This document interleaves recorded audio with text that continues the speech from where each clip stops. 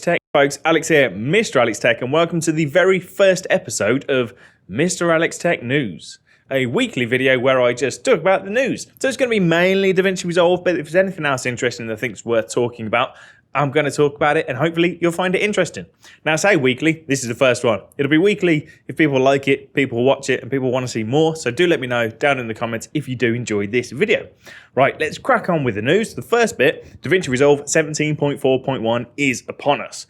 It was released on Friday, so 2 days ago today at the time of recording. Now, that's only 1 week following the 17.4 update, which was released last Friday. Now that was a really big update. It brought loads of cool stuff, like the ability to render using hardware acceleration on the free version of Davinci Resolve on Windows, which is a big thumbs up from me. Some other cool additions like the ability to do YouTube chapters, and then some performance upgrades for the M1 and the brand new M1 Pro and M1 Max chips that Apple have just released. So what does this 17.4.1 upgrade include? Nothing anywhere near as exciting, unfortunately. It's mostly just bug fixes. We've got things like improved frame-based imports from Finder. Don't really know what that means, but I fixed it. Ugh. Addressed an issue with HDR on viewers on Mac. Addressed an issue with banding on video clean feed on Mac.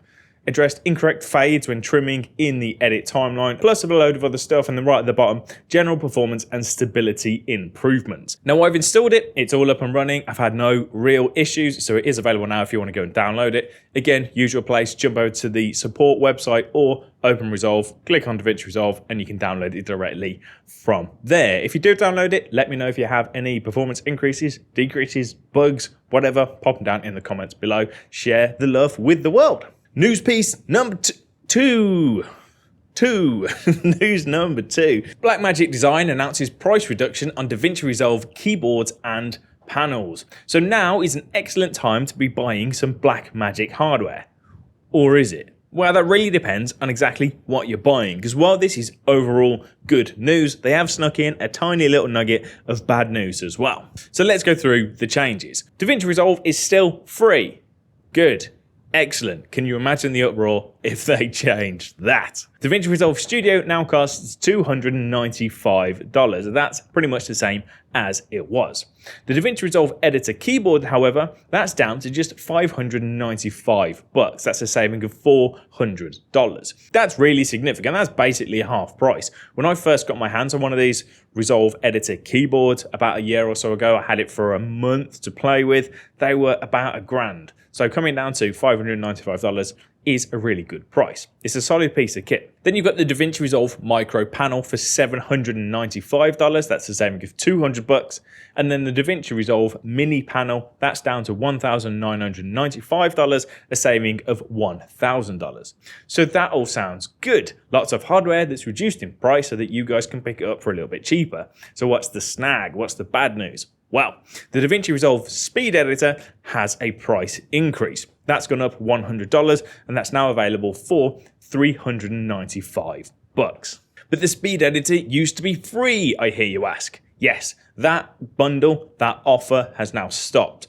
A year ago when they released the Speed Editor, you could get the Speed Editor for free when you purchased the Davinci Resolve Studio for $295. But that offer has now ended. So if you want the Speed Editor, you need to go out and grab it for $395. But there is some good news. That does still include a Davinci Resolve Studio license. So you can still get the both for a total of $395.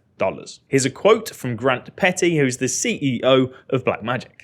The launch special offer of a free Davinci Resolve Speed Editor with the purchase of Davinci Resolve Studio has been incredibly popular. So we've decided to replace this and include a Davinci Resolve Studio license with the Davinci Resolve Speed Editor. It's just so fast to edit and color grade without a mouse and keyboard, and a lot of fun to use. We hope even more customers are now able to benefit from using them. So there you go. Not too bad, really. We knew this offer was going to come to an end at some point. $395 for the Speed Editor is still not a bad price. It could have been really expensive, though $400 is not too bad, and it does include that $300 license within it as well. So you can kind of think of it that you're paying $200 each. You're paying $200 for the license and then $200 for the Speed Editor. Now, it's also worth mentioning that you do also get the Davinci Resolve license with the full-size keyboard, the micro panel, and the mini panel, which adds a bit of a conundrum if you haven't yet picked up a speed editor, but you've been eyeing one up. Because now there's only $200 between the speed editor or the full-fat Davinci Resolve editor keyboard. Now, of course, I've had a chance to play with them both in the past. Which do I recommend? It's kind of hard to say. They both do different things. The speed editor is, of course, much smaller, much more portable, and it's wireless. So that's really nice if you dabble. You just want to grab it out of a drawer, put it on your desk, use a little bit of it, and then get it out of the way. Maybe take it with you, use it with a laptop, that sort of thing. The full Davinci Resolve keyboard, however, that's obviously much bigger, heavier, and it's wired. The wheel is nicer. It's got a proper clutch in it, so you can have endpoints on there, and it's a full mechanical keyboard. It also has more shortcuts on it because it covers all of the shortcuts across all of the keys on your keyboard. So it does offer that little bit more. Whether it offers $200 worth of additional value is entirely up to you, but for $600, it's a much easier sell than the original price of $1,000. And the final piece of news this week, the Corridor crew are actively using Davinci Resolve to edit and composite some of their videos, which for me is really, really cool. Now, if you don't know who Corridor crew are, they're a collection of visual effects artists that have been making really interesting videos over on their YouTube channel for a couple of years now. And they do a big variety of really cool videos, from really unique standalone original shorts to VFX breakdowns, reaction videos, and all that sort of fun stuff. One of my favorite series is called the VFX Artist Reveals. It's by one of the guys over there called Ren, and he uses visual effects to explain really complicated things, like how big is the universe, how much water is there on Earth, and how many balloons do you need to lift up the up house in real life. So I'd highly recommend going and checking those out.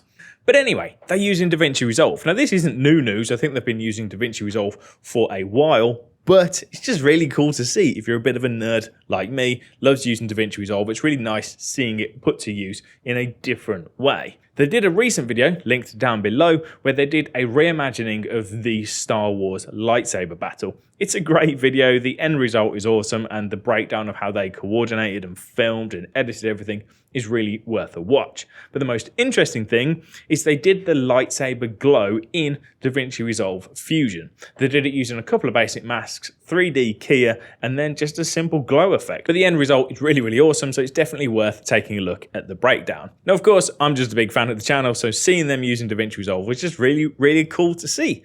I might delve into Fusion a little bit and try and figure out exactly how they made that lightsaber effect so I can replicate it and make a little video on this channel. If you'd like to see that, please do let me know down in the comment section below. And that's it. That's the news for this week. Hope you enjoyed this video. Let me know any thoughts, feelings, opinions, whatever. I'm doing a little dance. Don't know why. Thanks for watching. See you next time. Take it easy. Bye. News.